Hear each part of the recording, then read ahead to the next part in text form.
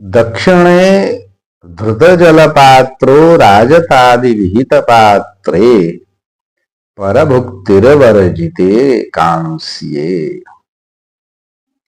अपने दक्षिण की ओर जो है जल का पात्र रखना चाहिए। राजतादि विहित पात्रे, चांदी इत्यादि के पात्र में भोजन करना चाहिए, जो शास्त्रीय विहित पात्र हैं।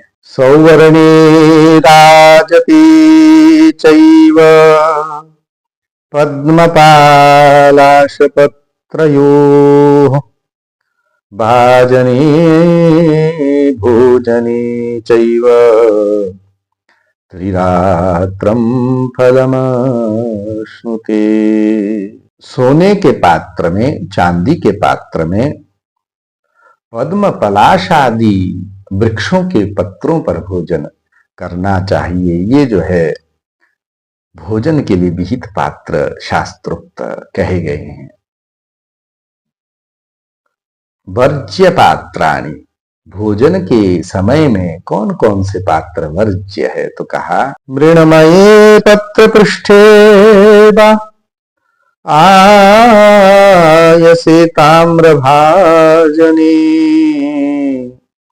नाश्नियादपि चेद्भुङ्क्ते नरकं प्रतिपद्यते। भटार्काश्वत्थपत्रेषु कुम्भीतिन्दूकजेषु च श्रीकामो तु भुञ्जीत कोविदारकरञ्जयो।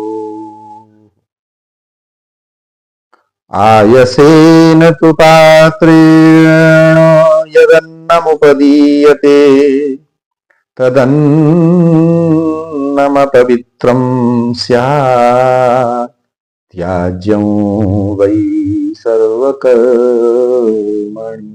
मिट्टी का पात्र पत्ते के पृष्ठ भाग में, आयस अर्थात लोहे के पात्र में, ताम्र भाजने तांबे के पात्र में, नाशनियात भोजन नहीं करना चाहिए, या नरकं प्रतिपद्यते, नरक को जो है जाता है। जो श्री की कामना रखता हो, लक्ष्मी की कामना रखता हो, उसको चाहिए कि बट, अर्क, अश्वत्थ, पीपल, इनके पत्तों पर, कुंभी, तिंदुक आदि वृक्षों के पत्रों पर भोजन नहीं करना चाहिए। कोविदार और करंज के पत्रों के ऊपर भी भोजन जो है नहीं करना चाहिए। आयसेन तो पात्रेण, जो लोहे के पात्र में भोजन ग्रहण करता है अथवा देता है, वो अन्न अपवित्र होता है, वह सभी कार्यों में त्याज्य होता है। किसी भी कार्य में उस अन्न को ग्रहण नहीं किया जाता। श्राद्ध हो, वैश्वदेव हो, अतिथि इत्यादि कार्य हो, तो उसमें इस अन्न को ग्रहण नहीं किया जाता। इस प्रकार शास्त्रीय विहित पात्रों में भोजन करना चाहिए। फिर कहा परभुक्ति वर्जिते कांस्ये, कांस्य पात्र में भोजन करने का निषेध नहीं किया। भोजन कांस्य पात्र में किया जा सकता है, परंतु परभुक्ति ही, दूसरे के अन्न को जो है कांस्य पात्र में ग्रहण नहीं करना चाहिए।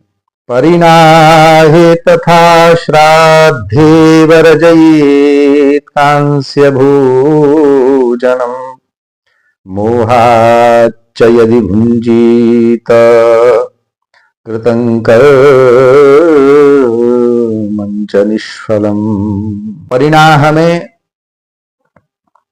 और श्राद्ध में, विवाह आदि कार्य में और श्राद्ध में कांस्य में पात्र में भोजन नहीं करना चाहिए। मोह लोभ वशात यदि खा लिया हो तो ऐसा वो कर्म निष्फल हुआ। मान लीजिए किसी श्राद्ध में आप भोजन करने जा रहे हैं, परभुक्ति है, श्राद्ध में भोजन करना परभुक्ति के अंतर्गत आता है उसमें अगर आपने कांस्य पात्र में भोजन कर दिया तो श्राद्ध का जो किया जाने वाला कर्म वो निष्फल होता है, उसमें भोजन का विधान नहीं है।